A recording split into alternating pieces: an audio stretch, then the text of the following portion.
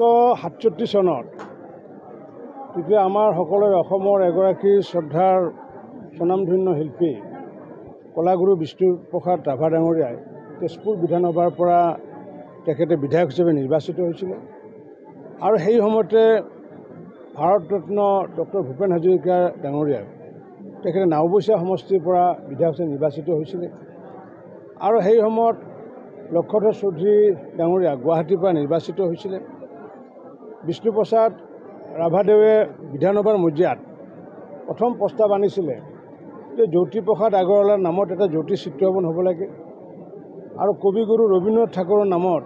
এটা ৰবীন্দ্ৰ ভৱন এটা হ'ব লাগে আৰু সেই কথাখিনি ডক্টৰ ভূপেন হাজৰিকা আৰু লক্ষধৰ চৌধুৰীয়ে সমৰ্থন কৰিছিলে আৰু চৰকাৰে সেই কথাখিনি মানি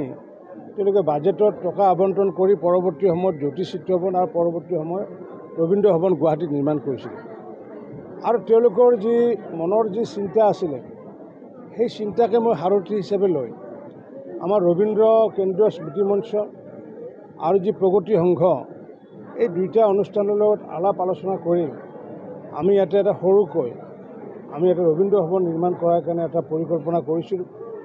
আৰু সেই ৰবীন্দ্ৰ ভৱনটো দুমহলীয়া হ'ব,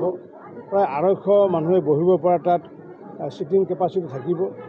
আৰু সেইটোৰ কাম আমি আজি আনুষ্ঠানিকভাৱে আমি আৰম্ভ কৰিছোঁ, শিলান্যাস কৰিছোঁ আৰু এইখিনি কামৰ কাৰণে মই প্ৰগতি সংঘৰ কাৰ্যকৰ্তাসকলক আন্তৰিক ধন্যবাদ জনাইছোঁ কাৰণ তেওঁলোকে মাটিখিনি ৰবীন্দ্ৰ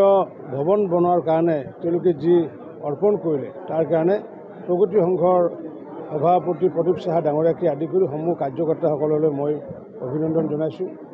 আৰু এই নিৰ্মাণ কাৰ্যৰ বাবে আমি যাতে ৰাইজৰ যাতে আমি আশীৰ্বাদ যাতে পাওঁ তাকে কামনা কৰিছোঁ।